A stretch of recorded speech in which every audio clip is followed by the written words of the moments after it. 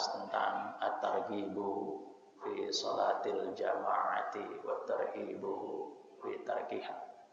Masih terusannya, mungkin ini yang terakhir dari terusannya. Bismillahirrahmanirrahim.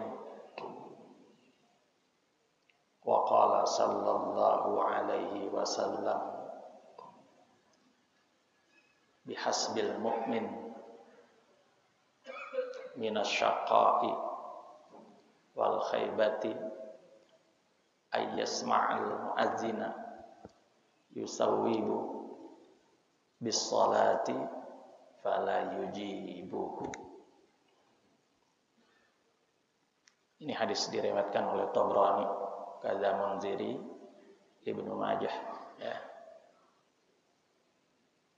Dari hadis yang singkat pendek ini, hadirin, kita diingatkan untuk katanya.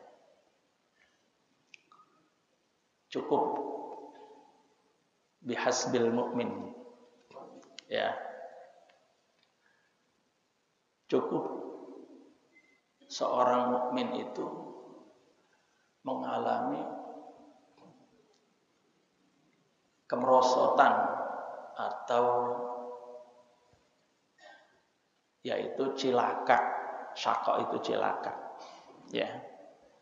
Jadi mengalami kemerosotan, cilaka, kesialan. Itu kalau bahasa Betawinya kira-kira begitu tuh. Cukup dia mengalami kecelakaan, kemerosotan, kesialan, dan kegagalan khaybah, itu kegagalan. Kapan itu? Bisa dibilang kafahu, cukup baginya itu dikatakan seperti begitu. Ayyasma'al mu'adzina yusawwibu bis salati fala yujibuhu. Apabila ia mendengar seorang muadzin telah mengumandangkan iqamat untuk didirikannya salat, tapi dia kagak mau datang, kagak mau jawab, kagak mau ikutan salat. Maka mukmin yang kayak begini dia sedang mengalami kemerosotan, degradasi keimanan. Karena apa? Karena ketika hidayah itu memanggil dia, kan jelas tuh, ya, Allahu Akbar, Allahu Akbar. Ditunggu tuh. Setelah muadzin mengumandangkan adzan, ditunggu sampai si muadzin yaitu mengumandangkan iqamat untuk didirikannya salat. Iya bangsa 15 menit dah tuh. Kita sambil nunggunya terutama di waktu subuh. Sebagaimana ijazah dari Habib Ali bin Abdurrahman As-Sagaf, perbanyaklah itu. Subhanallah bihamdihi, subhanallahil azim, astaghfirullah, subhanallah bihamdihi, subhanallahil azim, astaghfirullah 100 kali. Kalau enggak kecandak 100 kali, tambahin aja sambil jalan, enggak usah dihitung, lebih bagus. Begitu amalan orang soleh. Sambil menunggu waktu, dia udah, orang-orang udah pada di sini datang sambil mengucapkan subhanallah bihamdihi, subhanallahil azim, astaghfirullah, Allahu akbar, Allahu akbar, asyhadu an la ilaha illallah. Nah, dipanggil dia tuh untuk yusawwibu bis shalah, dikumandangkan iqamat itu oleh si muadzin, masih saja di rumah, padahal rumahnya dekat lagi. Rumahnya dekat. Itu orang hidayahnya udah ada, cuman taufiknya yang belum. Makanya kan kita nih, apa sih hidayah dan taufik? Hidayahnya itu panggilan tadi udah ada. Ngaji kayak begini nih hidayah. Cuman datang apa enggak? Nah, ketika dia datang itu namanya dapat taufik dia. Taufik itu keserasian, Pak. Dengan hidayah itu dia dapat melakukan kemampuan untuk melaksanakan hidayah, itu namanya taufik. Waffaqa yuwaffiqu taufiqan. Nah itu. Jadi dia mendapat keserasian dari panggilan itu, dia jawab, dia ikut, itu namanya taufik. Wabillah. Itu kan ada wa taufik, ya. wal hidayah. Wabillahi taufik wal hidayah. Kenapa? Karena kita setiap sholat itu imam baca. Ada namanya hidayah taufik, ya, hidayah taufik wal ma'unah. Ya, itu yang kita kudu minta. Itu di dalam surah Al-Fatihah. Ya. Ihdinas siratal mustaqim. Tuh. Kata ihdinas siratal mustaqim memang kudu kita minta. Hidayah itu ada 5, Pak. Ada namanya garizah. Garizah itu insting, bawaan. Kalau anak kecil itu umpamanya dia lapar, dia nangis, dia haus, dia nangis, dia berak, dia nangis, dia kencing, dia nangis. Itu udah bawaan paketan dari Allah. Kalau nggak diberi hidayah gorizah kayak begitu, nggak nyampe sampai sekarang kita duduk di sini. Ya, berak diem, lapar diem, haus diem, lah mati tuh bocah. Pagi diem aja, sampai sore. Tahu-tahu innalillahi wa inna ilaihi. Rupanya dia diberi rasa itu goriza, perasaan asli. Lapar, anak kecil belum bisa ngomong, mak, makan mak. Anak bayi bisanya cuman begitu. Wah, ini bocah pengen netek ini. Ditetain diam. Ya. Habis tetain kencing dia, ngompol banyak, berak dia. Kalau dia berak diam, kencing diam, lah badannya lama-lama ampeng. Kalau ampeng, dah masuk angin cikaan namanya kalau kata orang Betawi, lah lama-lama mati juga dia. Hebat apa kagak tuh Allah punya kuasa. Cuman modal doang, ibunya paham. Udah makan udah, netek udah. Iya apa kagak? Netek udah, makan udah, minum udah. Komplit, badan seger. Baru diganti tuh popoknya. Dia nangis. Ternyata emaknya ngayun lupa ninggal kepentog di tiang. Dia nangis juga. Emaknya lihat, Masya Allah palanya kepentog di tiang. Karena ngayunnya kencengan. Kalau zaman dulu makan diayun ya Pak ya. Kalau orang sekarang udah modern. Soal kreot sini, kreot sono gitu lah. Kanan kiri udah modern. Sekarang kalau dulu mau diayun. Lah saya mah itu waktu masih kecil juga udah ingat kalau emak saya itu sambil dibacain itu apa? Sifat 20. Emak tuh kalau lagi ngayun anak tuh begitu. Itu ya. Sifat 20 yang dibaca. Lah kalau orang sekarang kan kagak ya. Itu.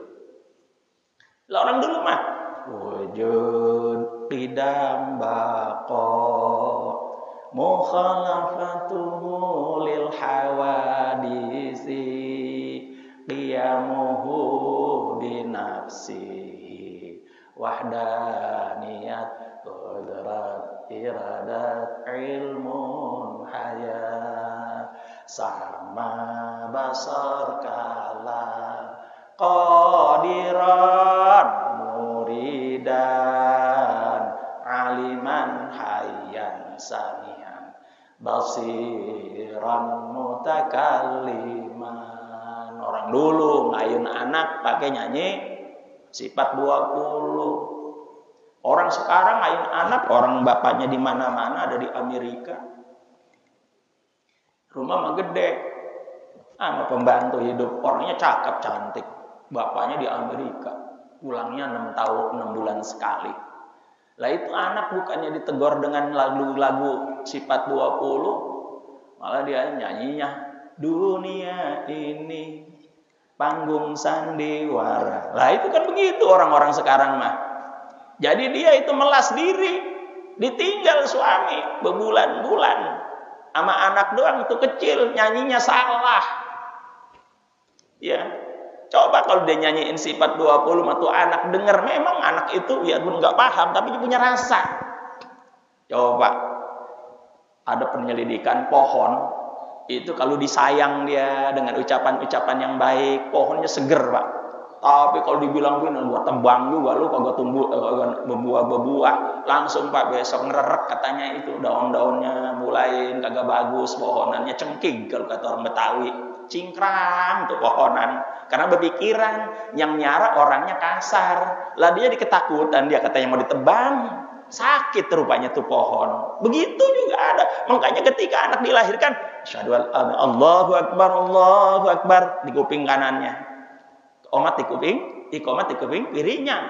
Emang ngerti itu bocah. Tapi dia punya rasa.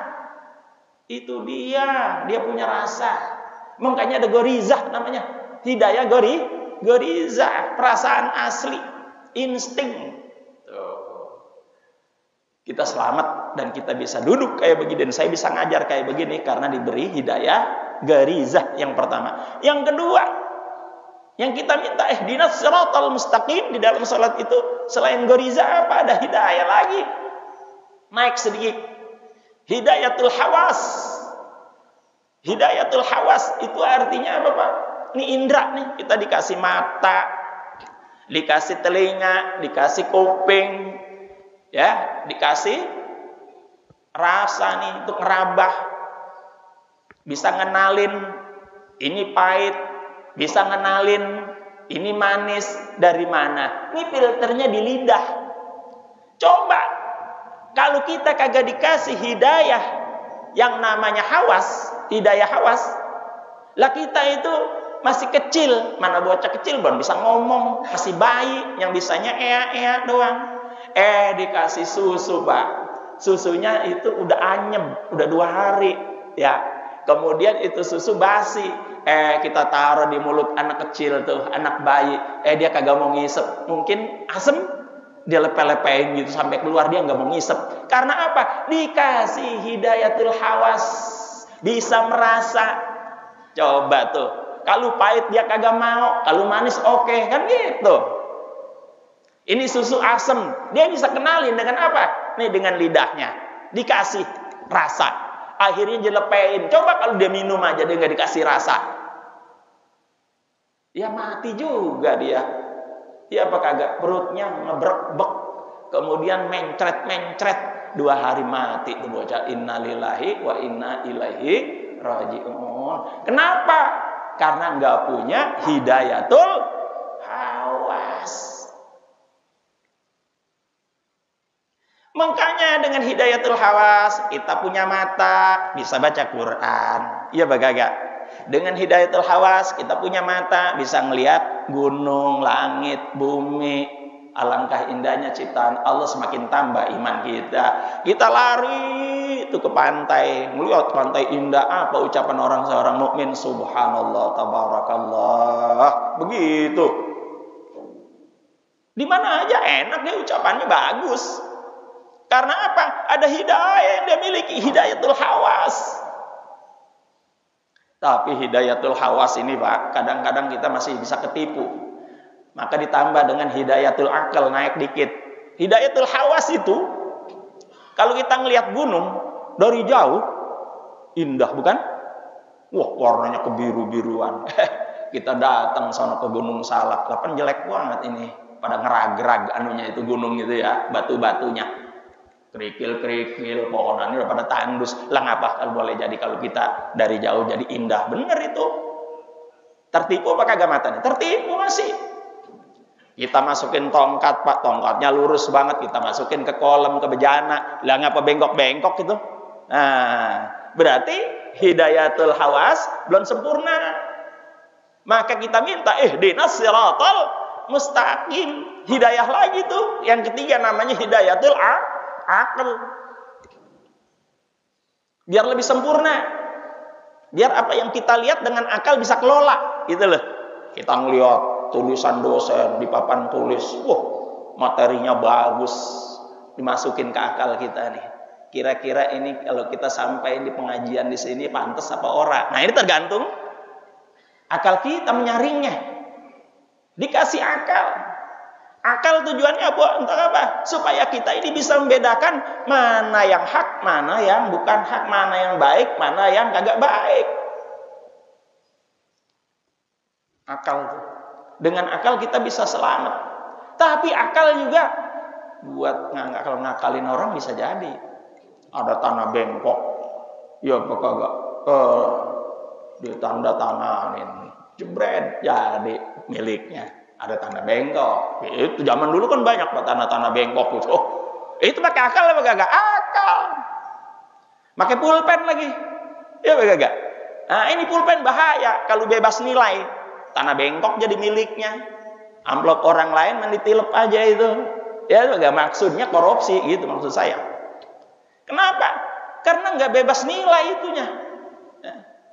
Mestinya pulpen itu harus bernilai. Nilainya untuk nanda tanganin yang bagus, untuk nulis yang bagus. Kalau dia tidak punya nilai orangnya, maka dia nanda tanganin sembarangan. Punya orang jadi punya dia, Pak.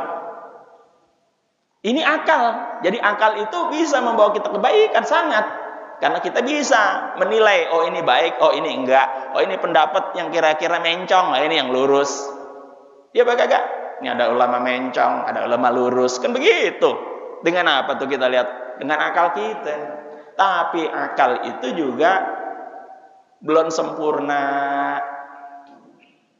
Akal belum sempurna. Karena buktinya tadi dia bisa ngakal-ngakalin orang kepada yang sifatnya apa? Negatif, destruktif tuh. Tapi bisa akal melakukan sesuatu yang positif, konstruktif, tinggal tergantung ya. Tinggal tergantung orangnya dengan akalnya itu. Nah, karena akal itu orang bisa bikin dengan ilmu, dibuat dikasih akalnya itu bisa bikin mobil tank, bisa bikin apa itu pesawat, bisa bikin senjata, senjatanya bebas nilai buat nembakin orang lain. Nah, ada orang sekolah ditembak 40 mati. Iya bagaimana? Nah itu ada koboi senang-kenang ya ngacungin senjata di jalanan. Ini kenapa? Bebas nilai masalahnya. Coba kalau dia bernilai dengan senjata itu, bisa selamat untuk menjaga diri, bisa selamat. Itu yang sifatnya bisa jadi dengan akal itu bersifat tadi apa? Ya ini positif, konstruktif. Tapi bisa juga merusak, destruktif, begitu. Negatif, destruktif, bisa jadi. Tinggal tergantung, yaitu punya nilai apa bebas nilai, begitu saja. Agak sempurna akal itu. Kemudian ditambah lagi naik sedikit, yaitu hidayah apa? Agama Pak. Agama hidayatud din. Hidayatud din. Petunjuk agama. Dengan agama itu ya, orang bisa tahu aturan-aturan babi haram, anjing haram dalam agama Islam. Kan begitu. Minum-minuman khamar yang memabukkan haram karena merusak jiwa. Gitu. Nah, maka dibawalah ini syariat oleh Kanjeng Rasulullah Sallallahu Alaihi Wasallam untuk ditaati. Makanya kita kalau cinta Rasul itu ciri-cirinya diantaranya yang kuat, yang paling gede, wa bi syariatihi kana muttabi'an. Ngikutin syariat Kanjeng Rasulullah Sallallahu Alaihi Wasallam. Disuruh ngaji, kita ngaji. Disuruh puasa Ramadan, kita puasa Ramadan. Disalat-salat berjamaah. Apabila khusus subuh, kita salat berjamaah. Ada orang umurnya 70 tahun lebih, masih seger banget, enak dilihat. Ada umurnya masih 40 tahun, udah ampeg. Kan gitu ya. Sama masjid kagak kenal.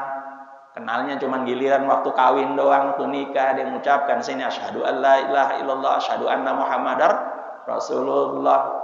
Dah itu. Padahal masih rumahnya dekat ke masjid, kagak datang-datang dia Pak, kagak datang-datang. Sekalinya datang umur 40 tahun, inna lillahi wa inna ilaihi raji'un. Pas udah dibawa di kurung batang sini lah, ini orang yang dulu kawin kita saksiin, sekarang kemudian udah dipanggil sama Allah Subhanahu wa taala. Kayaknya jarang-jarang naruh pahala, tapi giliran salat, giliran mati mengerepotin gitu ya. Nah itu. Makanya Dengan kita begini, kita tahu nih saudara-saudara kita mana yang biasa pergi ke masjid. Kan gitu bisa diabsen. Dengan apa? Dengan sholat berjamaah. Kita tahu dia sakit apa enggak, kita tanyain tuh. Enaknya kita sholat berjamaah. Nah, maka yang terakhir, ihdinas siratal mustaqim yang kita baca ini dalam sholat, itu namanya ada hidayatul ma'unah, hidayatul ma'unah wat taufiq.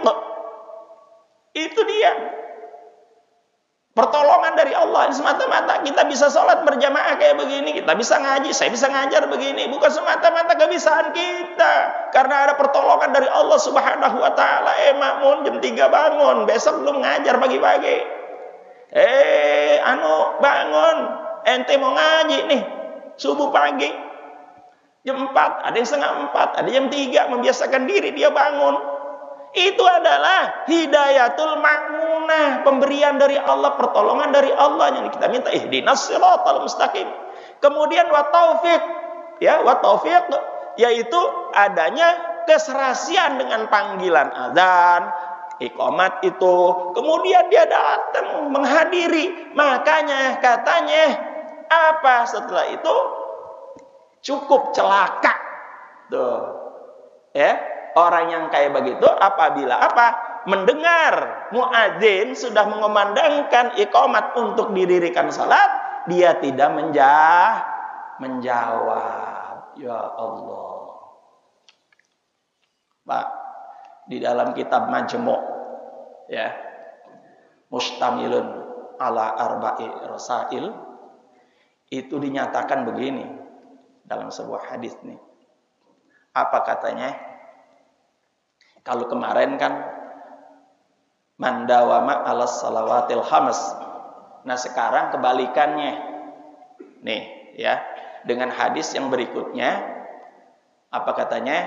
Wa qala sallallahu alaihi wasallam la yantahiyanna rijalun antarkil jama'ati au la uhriqanna buyutahum, ya. Itu apa artinya tuh? Itu diancam sama Rasulullah sallallahu alaihi wasallam. Biarkan para pria-pria itu, katanya, menahan diri, meninggalkan jamaah, biarin, diambulin sama Rasulullah. Orang udah pada datang, dia masih ngongkok di sono, ya, masih di kafe aja, kagak mau sholat, biarin, masih di rumah aja ngedekok. Pak, sah gak orang yang sholat di samping masjid itu di rumahnya? Sah, masa Pak? Ya, la sholata li jaril masjid illa fil masjid. Itu artinya la al kamilah, tidak sempurna gitu. Tidak sempurna. Tetangga masjid sholatnya di rumah tuh nggak sempurna, kecuali harus di masjid. Tidak sempurna tetangga masjid sholatnya di rumah kecuali di masjid. Kalau ada kata kagak sempurna, Pak, kagak enak. Umpama saya ngajar di sini, pagi-pagi imamnya udah bagus, kiainya ngajar pakai lepis, Pak, pakai kaos, kemudian rambutnya digimbal, ya. Kan katanya Allah kagak ngeliatin apa tuh pakaian, yang penting hati, bener kagak? Coba Pak, kalau saya praktek suatu saat saya ngajar di sini nih, pakai levis, kemudian pakai kaos tangan panjang, ya, oke? Kemudian nggak pakai peci, kemudian rambut saya gimbal. Kan katanya Allah nggak ngelihat postur tubuhnya, bentuknya, kan ngelihat hatinya. Nah ini muru'ah namanya, muru'ah. Seorang polisi tidak dipanggil polisi kalau tidak berpakaian polisi. Bayangin coba, polisi udah jenderal, ada di tengah jalan sono, pakaian ngajar kayak begini, pakai gamis, dia prit. Nah orang bilang, padahal dia polisi, tapi pakaiannya gamis kayak begini. Kemudian dia ada di pinggir jalan itu ngeprit sono, ngeprit sini, ngatur ya. Didengerin apa kagak? Kagak. Orang bilang itu siapa ya? Begitu. Nah itu Ustaz Makmun, kok ngajar pakai lepis doang, sama kaos, sama rambut digimbal-gimbal dikit. Mulai kapan Ustaz Makmun itu kagak sempurna? Gitu. Ada yang bilang begitu, ya. Ada yang bilang begitu. Karena apa? Karena pakaian. Itu namanya muru'ah. Muru'ah. Tapi Pak, kalau saya lagi di Senayan, saya olahraga, saya pakai pakaian begini juga gak pas ya Pak ya. Jangan. Ustaz Makmun udah jadi guru, jadi ustad, olahraga pakai gamis kudunya, ya jangan juga. Ya kalau giliran kita lagi olahraga, kita pakai training ya Pak ya. Iya. Kita pakai datu training, pakaian olahraga, namanya kita menempatkan diri itu, ya, menempatkan diri, ya. Jadi ya kita harus tahu menyesuaikan diri. Orang yang menyesuaikan diri itu orang yang baik sebenarnya, menaruh sesuatu pada haknya, gitu, ya. Jangan olahraga begini, renang begini, gimana ceritanya sih? Udah mau kan guru besar, udah Darul Pala biji mata lu, ya. Ya enggak lah, udah ada pakaian-pakaiannya. Yang penting sopan, baik, gitu, ya. Nah, makanya itu muru'ah. Nah, apa katanya? Biarin tuh mereka para pria yang menahan diri meninggalkan sholat jamaah. Apa katanya? Atau aku akan membakar rumah-rumah mereka. Tuh, kata Rasulullah saking jengkelnya ngeliat orang yang kagak mau ke masjid. Sampai begitu tuh mau dibakar rumahnya. Ya jangan sampai kita terkena murkanya kayak begitu, mau dibakar rumah kita sama Rasulullah. Jangan. Buatlah Rasulullah itu senang di alam kuburnya. Kalau melihat para umatnya itu sholat berjamaah bareng, rukun, sholat 5 waktu ke masjid. Rasulullah senang, Rasulullah lihat, enak aja. Siapa yang paling banyak menyenangkan Rasulullah Sallallahu Alaihi Wasallam? Dia yang paling berkah hidupnya di dunia dan di akhirat. Masya Allah. Buatlah senang Rasulullah Sallallahu Alaihi Wasallam. Buat senang Rasulullah ngaji kayak begini. Bangun malam, duha, sedekah, ya, berzikir, kagak ada berhenti-berhentinya bersalawat sama kanjeng Rasulullah Sallallahu Alaihi Wasallam. Itu diantaranya yang membuat Rasulullah senang sama umatnya. Nah, yang kayak begini nih, udah dia banyak zikir, dia banyak selawat, betul?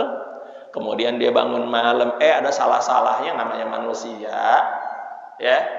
Setiap Ibnu Adam itu khata', Ibnu Adam tuh ya, kan khata' katanya. Kullu bani Adam khata', yaitu banyak salahnya. Wa khairul khata'in at-tawwabun. Yang paling banyak sebaik-baik orang yang banyak salahnya, banyak tobatnya. Dengan istighfar tentunya. Perbanyak istighfar tuh, mengakui diri, introspeksi. Sayyidul istighfar itu coba baca, Masya Allah.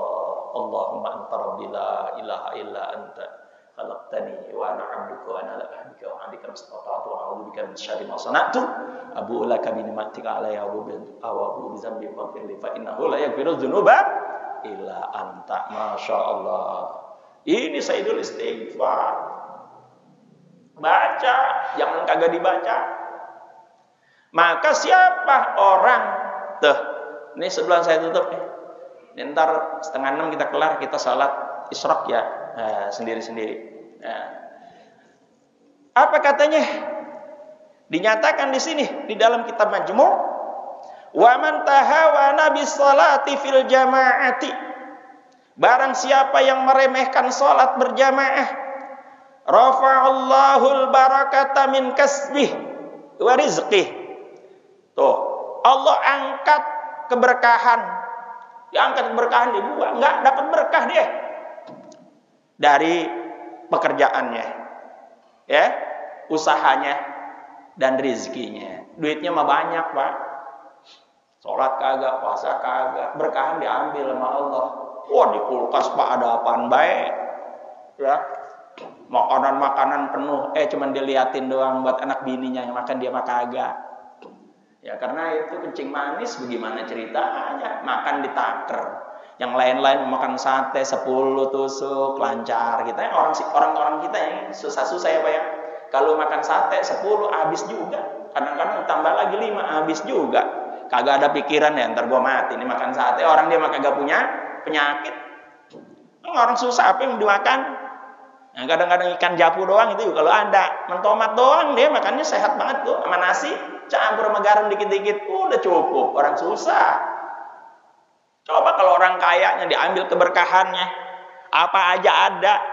Dia apa? Di kulkas cuma dia tonton doang. Dia liatin pagi sore. Dia buka. Cakep-cakep banget ini. Tapi gue dilarang. Nah itu dia. Dia ambil tuh keberkahannya. Dari apa yang dia cari. Rezeki yang dia punya. Betul ya? Nah makanya itu kadang-kadang anaknya bener dia nyari rezeki sembarangannya serabutan.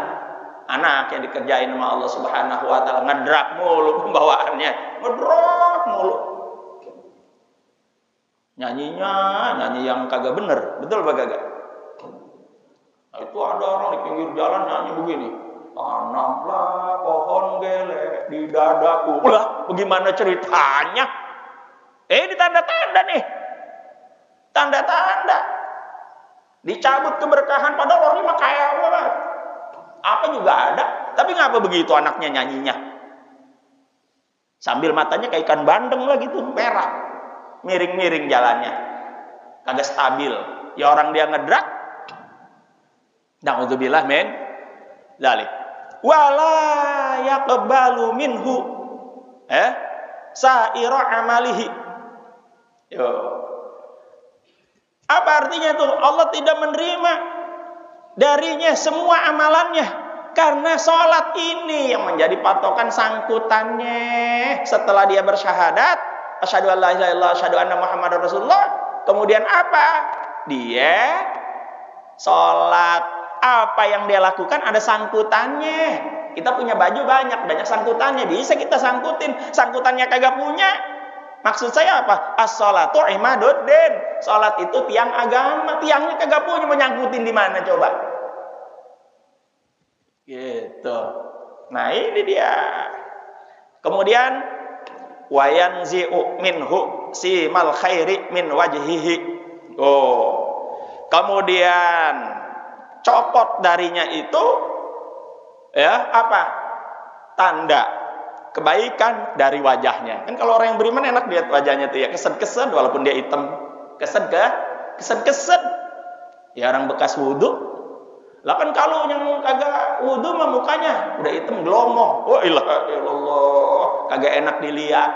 Dicabut tuh wajah orang yang baik darinya. Jadi dicabut kebaikan dari wajahnya itu. Gara-gara apa? Kagak sholat dia, kagak pernah kena wudu wajahnya. Tapi orang yang kena wudu walaupun dia hitam kesed dilihatnya enak gitu. Enak. Wa yakunu baghidan fi qulubin nas, maka dia menjadi orang yang dibenci di hati-hati manusia. Ngedrok mulu kerjaannya. Boro-boronya sholat tuh bocah. Nah, gitu kan? Orang mana ada yang senang, kagak senang. Coba kalian sering ke masjid. Ya Allah, itu aki-aki udah tua banget, jam 10 udah ke masjid. Zikir mulu sono, kayaknya itu udah ahli surga banget. Begitu. Kayaknya kita redo juga ngelihat. Betul kagak?